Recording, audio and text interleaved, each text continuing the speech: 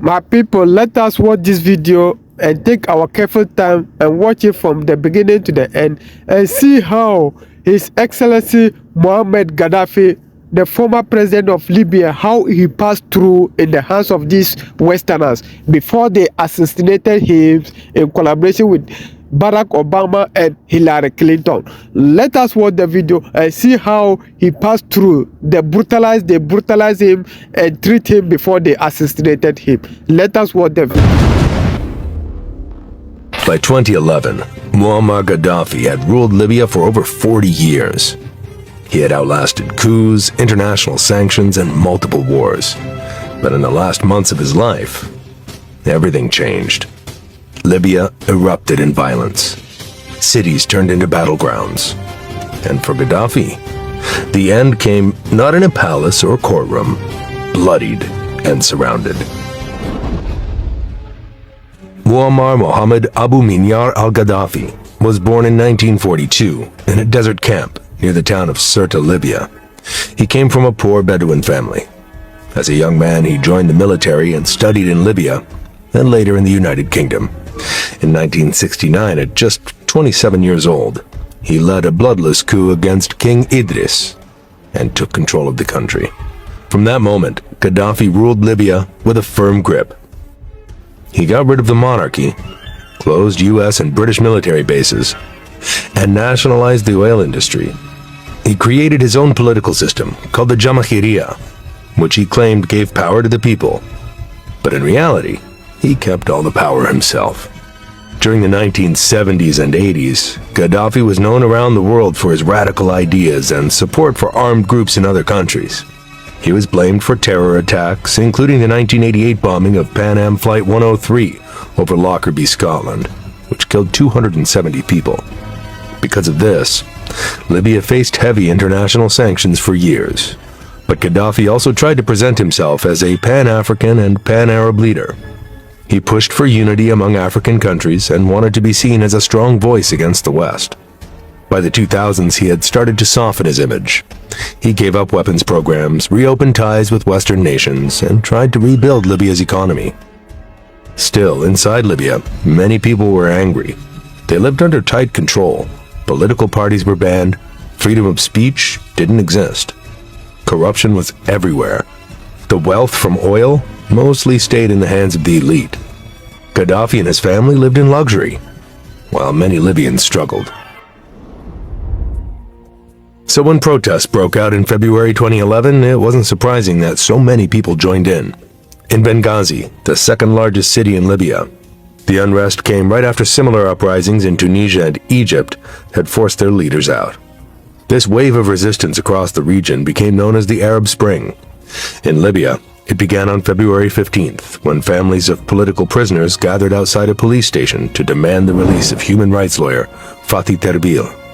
He had been arrested earlier that day for speaking out about the 1996 Abu Salim prison massacre, where over 1,200 inmates were killed by Gaddafi's security forces. The protest quickly gained momentum. By February 17th, which became known as the Day of Rage, thousands of Libyans filled the streets in Benghazi, Baida, Tobruk, and Derna. They were angry about years of dictatorship, poverty, and repression. Instead of allowing peaceful demonstrations, security forces, including the feared Internal Security Agency and revolutionary committees, opened fire. Reports from hospitals confirmed that over 230 people were killed within 4 days. Many were shot in the chest and head, indicating the use of live ammunition against unarmed crowds.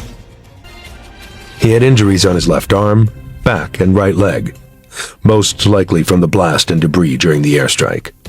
They pulled him out into the sunlight. He stumbled, barely able to walk. Mutassim Gaddafi, also wounded but still standing, was captured moments later with Abu Bakr Yunus Jabr, who was seriously injured. A few others tried to flee from the surrounding area, but they were either shot or captured on the spot. Mansour Dao was among those taken alive.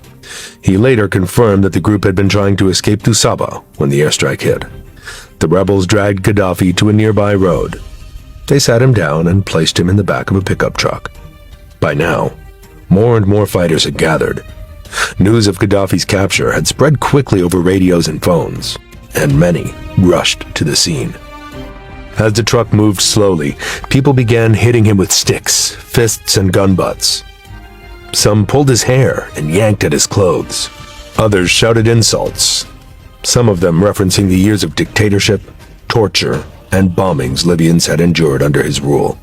A few fighters climbed into the back of the truck to get closer to him. There was little control over the situation. Multiple videos later shared across the world. He had been shot in the head and abdomen. Some say he was shot during the struggle in the truck. Others believe a fighter may have pulled the trigger deliberately. There was no official trial. No announcement of a formal his shirt torn and his pants soaked. He had multiple gunshot wounds and bruises across his body. The doctors who later examined him confirmed that he died around 1 p.m. on October 20th, 2011, at the age of 69. His body was taken to the city of Misrata, which had suffered deeply during the war. For 3 days, his body was kept inside a refrigerated meat locker in a local market, under the control of Misrata's militia. People lined up in the hundreds to see it. Many took photos or recorded videos. It was a moment of closure for some, and revenge for others. The bodies of Muhammad Gaddafi and Abu Bakr Yunus Jaber were also brought to Misrata. Both men had died shortly after capture. Muhammad and Jaber, from injury his capture, have ended. Fighters tried to respond, but they were outgunned and exposed. Some of the vehicles were destroyed about 4 feet in diameter, just big enough for a man to crawl through.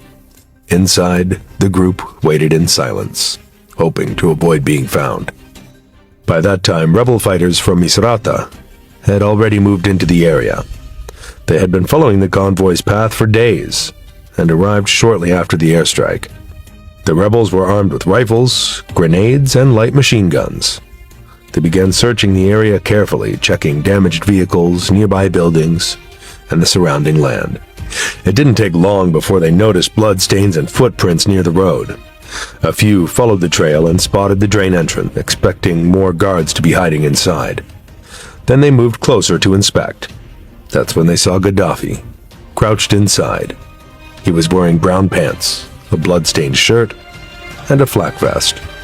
His hair was matted, and his face was covered in blood and dirt. He had injuries on his left arm, back, and right leg, most likely from the blast and debris during the airstrike. They pulled him out into the sun.